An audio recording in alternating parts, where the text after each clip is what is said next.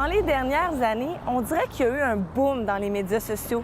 Je me suis mise à voir plein de profils de personnes s'affichant comme étant véganes. En anglais, on dit vegan et on a plus l'habitude d'entendre le mot prononcé de cette manière. Mais qu'est-ce que veut dire le mot vegan? Est-ce que c'est un synonyme du mot végétarien? Ou c'est peut-être un synonyme du mot végétalien? Ou dans le fond, c'est peut-être autre chose complètement? Je pense qu'en premier lieu, c'est important que je vous explique la différence entre les trois. Et moi, je vois un peu ces trois concepts en gradation. En bas de l'échelle, il y a le végétarisme, qui lui est un mode alimentaire qui exclut la consommation de chair animale. Pas de poulet, pas de poisson. Souvent, c'est pour des raisons écologiques et dans le but de protéger les animaux. Ensuite, il y a le végétalisme, qui lui est un peu plus pointu, car c'est le refus de consommer des produits d'origine animale. On rajoute alors aux viandes les œufs, les produits laitiers et le miel. Encore une fois, c'est motivé par un désir de protéger l'écosystème. Et finalement, on arrive au véganisme, qui lui est vraiment plus comme un mode de vie. Un mode de vie qui met de l'avant une idéologie qui redéfinit ce que devraient être les relations des humains aux animaux. Une relation égalitaire. Et selon les véganes, un mode alimentaire carnivore affecterait fortement notre écosystème. Pollution, surconsommation, gaspillage. Donc, c'est un autre facteur qui les motive à devenir véganes. Et eux, leurs restrictions vont encore plus loin. Ils ne consomment aucun produit issu des animaux ou de leur exploitation. Donc, encore une fois, il y a les viandes, les produits laitiers, mais aussi les vêtements avec des fourrures animales, les tissus provenant des animaux et même des marques de cosmétiques qui utiliseraient des animaux pour leurs tests. C'est vraiment plus restrictif comme philosophie. Alors, comme ça semble être tendance en 2017 d'être soit vegan, soit végétarien ou soit végétalien, j'ai décidé de jeter un regard là-dessus aujourd'hui.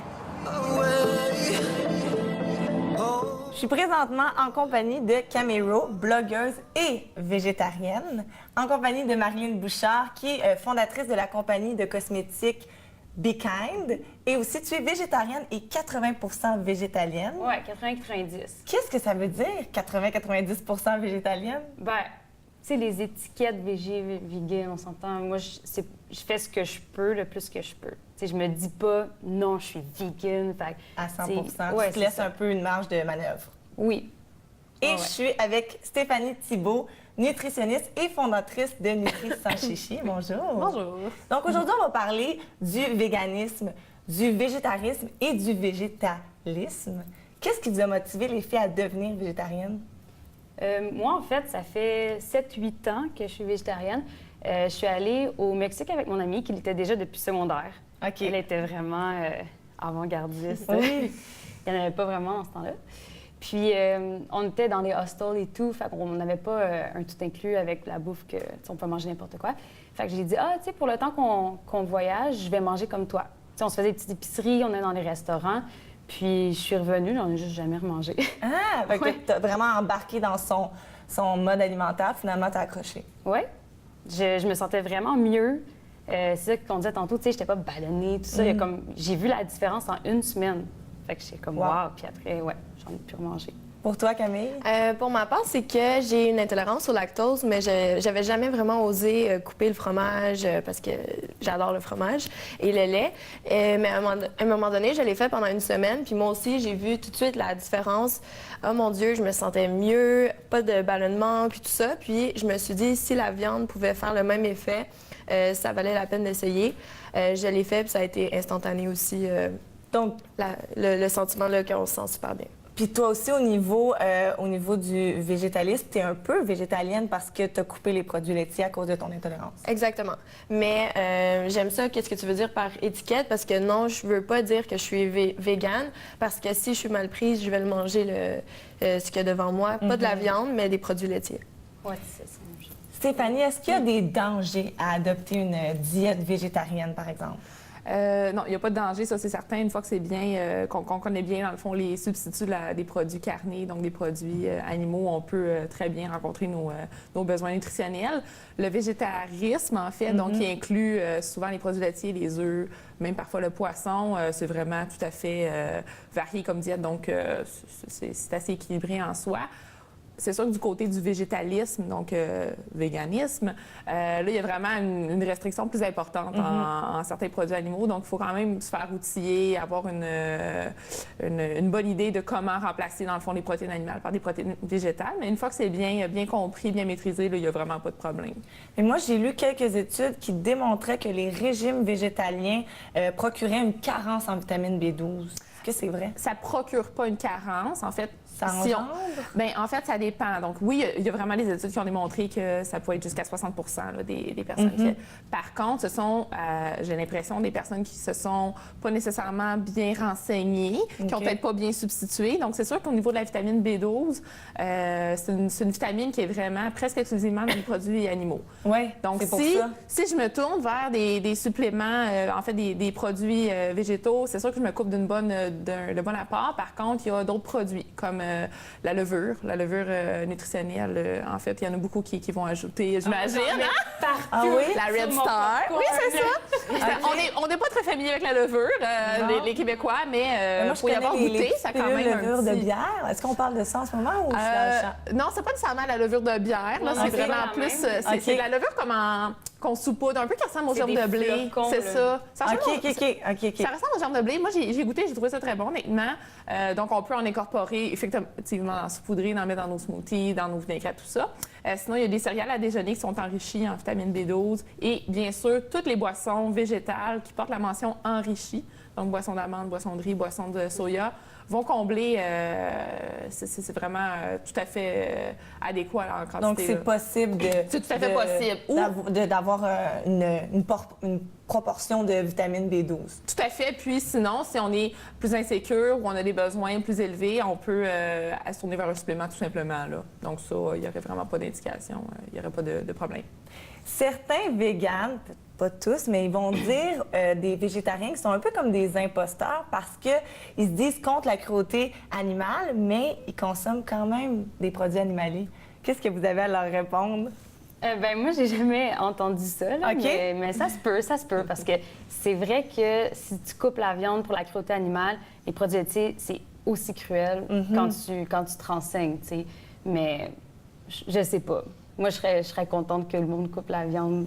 Oui, qu'il y ait déjà Tu coupes ce que tu peux, on s'entend. Là. Si le fromage, pour toi, t'aimes tellement ça, puis ça te rend misérable si t'en manges pas, tu fais quand même ta part, tu sais. C'est juste une question de faire sa part, pour vrai. Puis je pense aussi c'est le désir de vouloir mettre des étiquettes qu'un végétarien, ça mange des produits laitiers, un vegan, ça n'en mange pas. Tous les végétariens sont contre la cruauté animale. Il y a des choix de santé, des choix environnementaux. C'est sûr que la cruauté animale, quand on se renseigne, ça fend le cœur. Puis de plus en plus, moi, je suis conscientisée. Je suis fraîchement végétarienne, ça fait quelques mois. OK.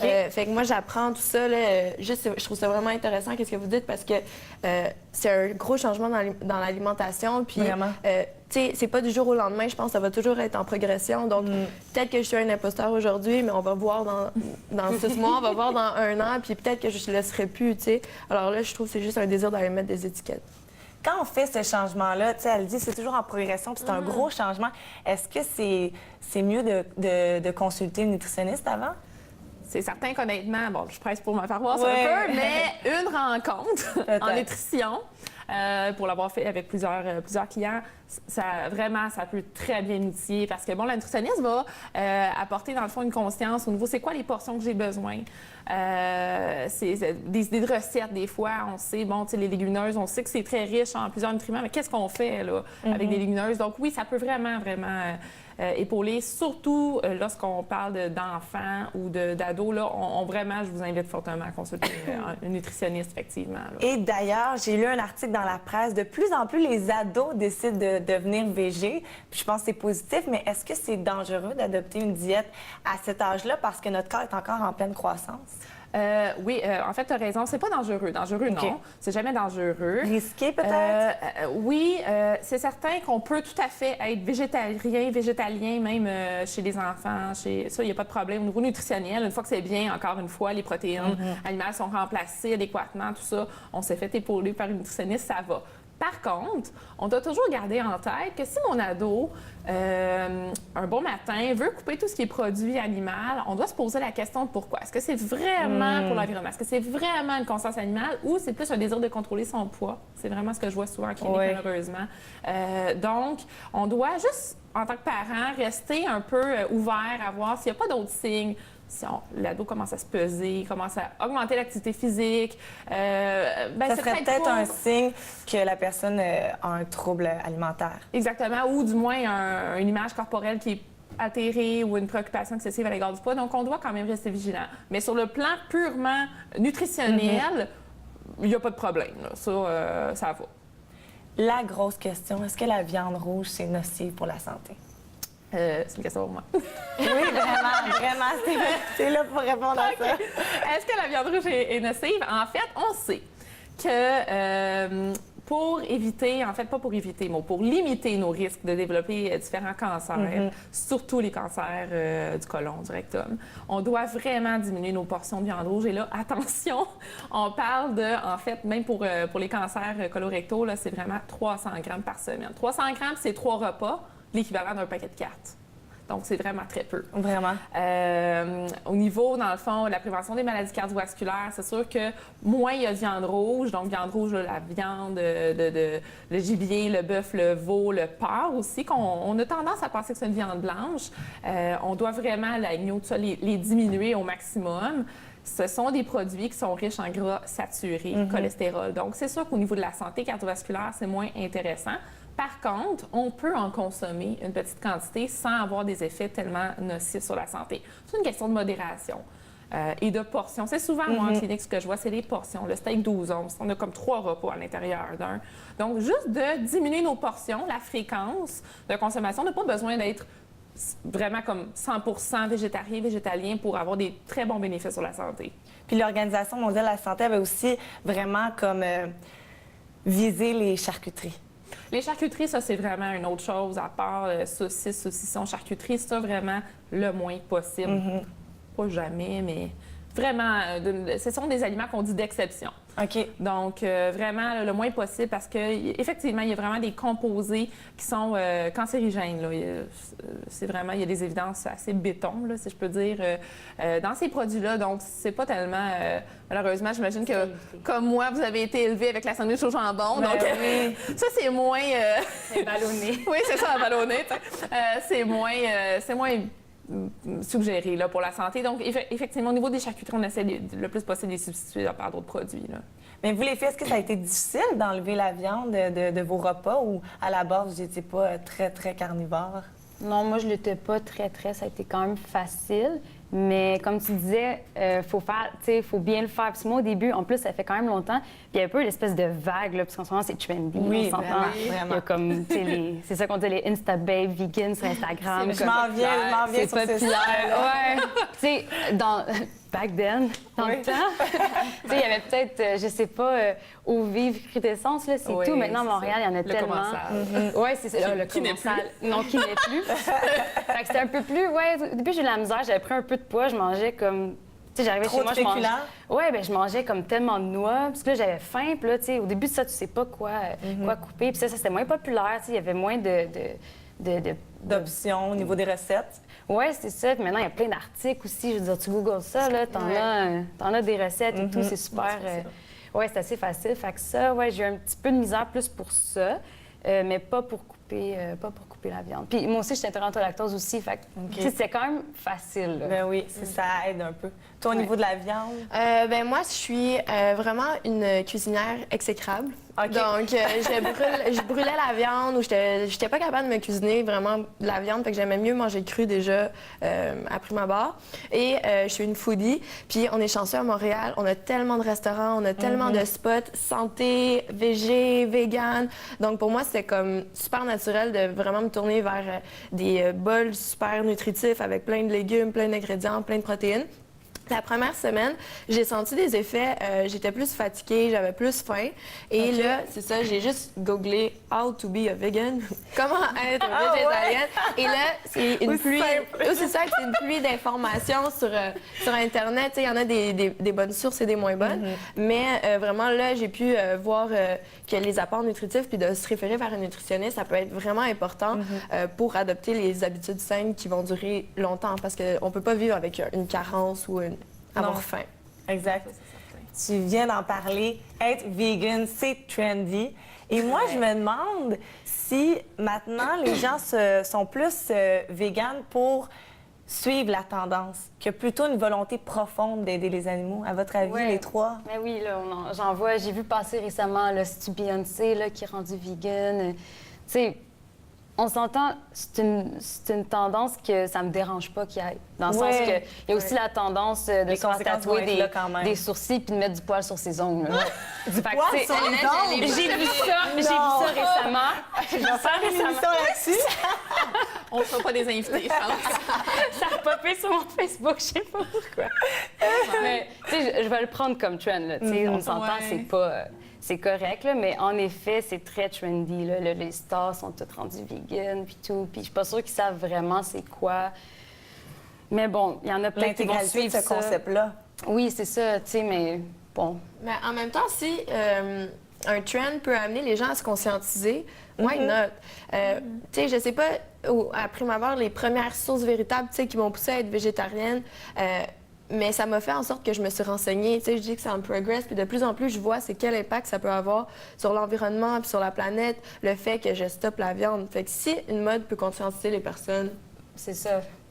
Puis, comme tu dis, peut-être qu'au début, ils commencent pour être à la mode, puis que finalement, ils deviennent vraiment soucieux de leur santé puis de l'écosystème, tu sais, en étant plus informés sur le mouvement. Sinon, ils recommenceront à manger de la viande. Tu sais, ils peuvent pas durer comme... Eux, c'est des imposteurs.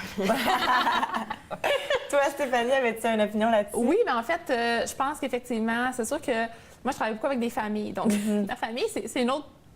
c'est une autre paire de membres, je pense, là, quand on a moi-même une famille. Oui. Donc, c'est sûr que si un des membres de la famille veut aller vers les légumineuses, tout le tofu, puis les trois autres membres ne sont pas nécessairement friands de ça, c'est plus difficile. Donc, c'est pas tout à fait la même réalité, je crois. Donc, je pense que d'adopter plus comme des lundis sans viande ou de faire, bon, moitié viande, moitié tofu haché au robot, des choses comme ça peut être une façon de suivre la tendance, qui est effectivement une bonne tendance. Oui. En fait, là, tout le monde gagne à réduire sa consommation de produits carnés, ça c'est clair. Au niveau de la planète, il y a vraiment des conséquences au niveau de la communauté animale, donc ça c'est certain. Mais j'ai l'impression aussi qu'il y a beaucoup, surtout avec nos ados, qui est un moment où on veut affirmer son identité. Ouais. On n'a pas tellement d'emprise sur notre vie, hein? C'est nos parents qui décident pour nous. Ça peut être une façon de s'affranchir, puis regarde, moi, non, je coupe la viande. Et moi, ce que je vois souvent en clinique, c'est que, bon, finalement, vers 18-19 ans, on les réintègre. Là. Ah ouais. Donc, oui, il y a quand même une certaine... il y a toujours des modes alimentaires, là. Les jus verts, le sans gluten, les œufs, c'est pas bon, c'est bon. Donc, on suit un peu la mode, mais bon, cette fois-ci, ça semble être quand même intéressant, là, donc pourquoi pas. Est-ce que vous pensez que c'est les médias sociaux qui sont responsables de cet engouement pour le véganisme? Bien, les médias sociaux sont responsables pour bien des affaires, puis bien des engouements actuels. Ouais. Donc, moi, je pense que ça doit aider parce que c'est là-dessus que les gens vont puiser leur inspiration ou les tendances. On va aller les spotter sur Instagram comme les ongles poilus. Puis on est avec les médias sociaux, contrairement à avant, on est constamment influencé par le quotidien des milliers de personnes. Fait qu'on dirait que ça vient plus influencer nos opinions ou notre perception. Oui, t'sais. tranquillement, c'est sûr. Les belles photos de bol avec les beaux smoothies, avec les graines de chia, tout ça, c'est sûr là, que ça vient t'influencer sans t'en rendre compte. Puis aussi, les gens ont le goût sur les médias sociaux d'être populaires, veut pas. C'est pas tout le monde qui a cette façon de penser, mais tout le monde est un peu à la recherche des likes puis de followers. Fait que s'ils voient que le bol de chia est tendance puis il y a plein de likes, ils vont peut-être le faire aussi pour cette raison-là. Je dis pas tout le monde, mais... Je pense que c'est vrai. Oui. On va le dire. Au niveau de la santé, Stéphanie, quels sont les avantages à devenir végétarien ou végétalienne? En fait, c'est sûr que de réduire, donc comme je le disais d'entrée de jeu, de réduire ces produits carnés, ça a des bénéfices au niveau des maladies cardiovasculaires. Donc, on abaisse vraiment nos risques, et notamment au niveau du cancer, en fait, des cancers de tout type. Là, c'est sûr de le réduire. J'ai pas nécessairement en tête des études qui démontrent que d'être végane vraiment va protéger la santé, tout ça. Non, mais de s'y rapprocher. Ça favorise une bonne santé. Seul petit X au niveau des protéines aquatiques, donc les poissons, c'est sûr que ça, de les couper, on se prive quand même d'un apport en oméga 3 qui... oui, parce que les poissons, à la base, sont supposés être quand même très bons pour la santé. Ça, c'est très bon pour la santé. Donc, les études démontrent vraiment plus au niveau de la diète qui est méditerranéenne, qui, la viande rouge est quelques fois par mois. Au sommet. C'est une pyramide, en fait, là, leur diète, donc au sommet. Et les poissons, c'est plus... ça, c'est pas considéré comme des produits animaux, des protéines animales. Ouais. Donc, c'est sûr que de couper le poisson, ça me cause un petit problème. OK. Mais c'est sûr que de réduire sa consommation de viande, c'est gagnant. Vous, les filles, vous avez parlé beaucoup aujourd'hui à quel point vous aviez plus d'énergie. À votre avis, pourquoi ça donne plus d'énergie d'avoir un régime végé? La viande, c'est plus lourd? J'essaie juste de comprendre. Oui, je pense que oui, c'est sûr de manger. Tu sais, tu te sens moins comme plein, puis tu te sens mieux. C'est ça. Je pense que c'est à cause de ça. Puis, veux pas, omnivore, je pense que tu fais moins attention, puis là, je généralise, mais je pense que tu fais moins attention à ce que tu manges. Nous, on n'a comme pas le choix de justement mettre, tu sais, la levure alimentaire, puis tout ça. Tu sais, comme j'essaie de garder ça comme assez équilibré, donc je mange bien. Oui, je comprends. Par défaut, c'est ça, en faisant ça. Il y a plein de repas fast-food que vous ne pouvez pas à cause de la viande, par exemple. Oui, je peux pas aller au McDo. Non, c'est ça. J'avais McDo en tête. Oui, mais McDo, c'est le seul qui n'a pas de végé burger. Mais ça va arriver, là. Tu sais, j'ai voyagé en Inde, puis il y a plein de végé burger au McDo, puis au Subway. Puis, moi, je crois au Québec, on l'a pas. Bien, ça va arriver. Ça vient avec la demande. Ils travaillent là-dessus, me semble. Ça sent bien, je suis certaine. Oui. Oui, mais tu sais, si on focus sur la vitalité puis qu'est-ce qui fait sentir bien, c'est les aliments qui sont, veut pas, santé. Je me sens jamais super bien après avoir englouti, disons, un Big Mac ou une poutine. Je me sens plus comme je vais aller mettre en petite boule dans mon lit, là. Mais après un bol comme plein de nutriments qui sont vraiment bons, délicieux, je me sens super bien puis je suis prête pour affronter tous les défis de la journée, là. Est-ce que ça se peut que ça soit aussi au niveau psychologique, tu sais, parce qu'on le sait qu'on vient de manger quelque chose de santé, donc on se sent plus comme d'attaque? J'ai l'impression que le psychologique, moi, c'est mon petit dada, ouais. a quand même un impact à double tranchant. Okay. Donc, effectivement, si je suis convaincue que c'est bon pour moi, ça me nourrit, c'est des bons produits, je vais être en forme, donc c'est sûr qu'on se prédispose à l'être, en fait. Si j'ai une association qui est négative avec les produits carnés, c'est très transformé, tout est beige dans l'assiette, c'est mou, c'est sûr que c'est moins intéressant, puis effectivement, on va se sentir pas très bien. Par contre, il faut juste faire attention, si on aime véritablement notre burger une fois de temps en temps, et que là, bien là, je peux plus me le permettre parce que là, maintenant, je suis végétarien, tout ça, ça peut causer des frustrations. Donc, il faut juste faire attention, encore là, je reviens à mes motivations à la base. Donc, si, pour soi, de s'apposer la fameuse étiquette de « je suis végétarien, végétalien », tout ça, et que ça ne nous convient pas vraiment au fin fond de nous, peut-être de ne pas y aller à ce point-là, puis de se permettre d'être plus comme flexitarien, là, qu'on entend parler. Hein? Tu sais, il y a des plein de termes. Des termes, là, rappelez-vous, on va s'en trouver. Donc, et de se permettre à ce moment-là, ces petites gâteries qui, c'est correct. Là, dès qu'on a finalement réduit notre consommation, comme tu le disais tantôt, c'est déjà très bien. Donc, mais c'est sûr qu'au niveau des produits carnés, souvent, c'est les portions le problème, là. Mais tu avances un bon point parce que souvent, restriction amène compulsion. Hein? Oui. Quand on se prive, la minute qu'on se laisse aller, là, c'est bye-bye. Puis là, on n'arrête plus, tu sais, parce qu'on s'est tellement privé. Mais c'est ça, faut pas faire ça. Faut juste dire, je fais ma part, je fais ce que je peux, puis c'est tout, là. Les filles, si je vous demandais de me convaincre, moi, ou un de nos auditeurs qui est carnivore, de faire le grand saut, quels sont vos arguments? Bien, tu sais, j'ai pas d'argument dans le sens que je crois que tout le monde le sait. Les gens, ils savent, tu sais, la cruauté animale, tout ça. Maintenant, avec les réseaux, justement, comme on en parle, les vidéos sont là sur Facebook, ça circule avec Netflix, tous les documentaires. Comme c'est impossible de ne pas le savoir, on le sait. Je crois pas que ça fonctionnerait de convaincre. Je crois pas que ça a déjà fonctionné de convaincre quelqu'un. Je pense que c'est plus comme est-ce que toi, tu sais, l'environnement ou la cruauté animale ou la santé, c'est des choses que... Est-ce que tu veux que ce soit ta bataille un peu comme quotidienne? Oui, OK, non, ben je vais jamais te convaincre. Tu sais, chacun a sa bataille. Il y en a... nos causes. Oui, c'est ça, chacun a sa Oui. petite cause. Fait que c'est vraiment ce que toi, pour toi, c'est important. Oui, non. Ça revient encore à une motivation intrinsèque. Oui, exactement. Si on suit la mode, Ouais. puis que dans le fond, nous, on aimait vraiment ça, manger notre steak, Ouais. ben c'est ça. Je vais peut-être jamais pas convaincre tout à fait quelqu'un. compatible. là. Oui, c'est ça. Mais je pense que ceux qui pensent à faire le saut, mais qui n'osent pas, c'est qu'ils ont peur que leur nourriture soit pas bonne ou Oui, qu'ils c'est manquent vrai. leur steak ou qu'ils soient en carence de la viande. Mais moi, pour les convaincre, je leur donnerais un petit livre de recettes véganes de bol Bouddha avec de la bonne vinaigrette. Ils vont tellement trouver ça délicieux qu'ils pourront plus s'en passer. Les filles, je veux parler de vos deux entreprises. En premier, Marilyn, toi, ton entreprise, elle veut un peu contribuer au mouvement véganisme. Oui, c'est des produits corporels, naturels et végétaliens, donc il n'y a pas de produit animal dedans. Donc, on a crème, produits Ouais. de beauté. Est-ce qu'on a aussi shampoing? Des vernis, shampoings, Wow! tout, puis pas testé sur les animaux, vraiment, ouais. Bien sûr. Tout le kit. Si on va avoir des informations, tu as sûrement une page Facebook ou un Instagram. Oui, Instagram, c'est sûr. Oui, dans le fond, tout est sur le site Internet, c'est bekind, BKIND.ca. Pican.ca, super. Ouais. Et toi, Stéphanie, tu as fondé Nutri sans chichi. Exactement. Parle-nous un peu de l'histoire de cette entreprise. Donc, Nutri sans chichi, en fait, ça fait bien sourire les gens, mais bon, C'est un petit nom cute. C'est cute. C'est vraiment, dans le fond, on est 4 nutritionnistes on travaille en collaboration avec des psychologues et une kinésiologue qui travaille chez nous. Donc, notre mission, en fait, c'est vraiment d'accompagner les gens vers une saine relation avec leur corps et leur nourriture. Donc, on est nutritionniste à la base, mais on va aller aborder au niveau de la faim, la satiété, l'image corporelle. Donc, moi, en fait, je me spécialise au niveau des troubles alimentaires. OK. Donc, anorexie, intéressant. boulimie, hyperphagie, tout ça. Donc, c'est vraiment là, plus notre créneau, là, oui. Puis, si les gens veulent avoir des informations sur ta clinique, Oui, on en visite fait, ton site web. mon site web, nutrisanschichi.com, on a 3 succursales, donc Mirabel, Terrebonne et Wow! Saint-Eustache.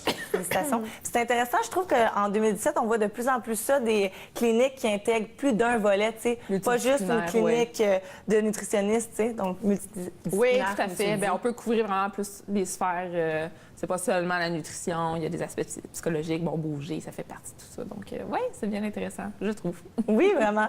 Ouais. Merci beaucoup, les filles. Merci à toi. Je vous avoue, moi, à la base, je suis pas une grande amateur de viande. Là. J'en mange pas tant. Puis à vous écouter, j'ai comme goût parce que je sens vraiment qu'à la base, c'est comme une belle volonté, tu sais, de faire ce changement. Donc, merci beaucoup. Merci à toi. Merci à toi. Finalement, je réalise avec le témoignage de mes invités que ces 3 pratiques alimentaires sont issues de bonnes intentions et de bonne volonté envers notre planète, nos animaux et notre santé.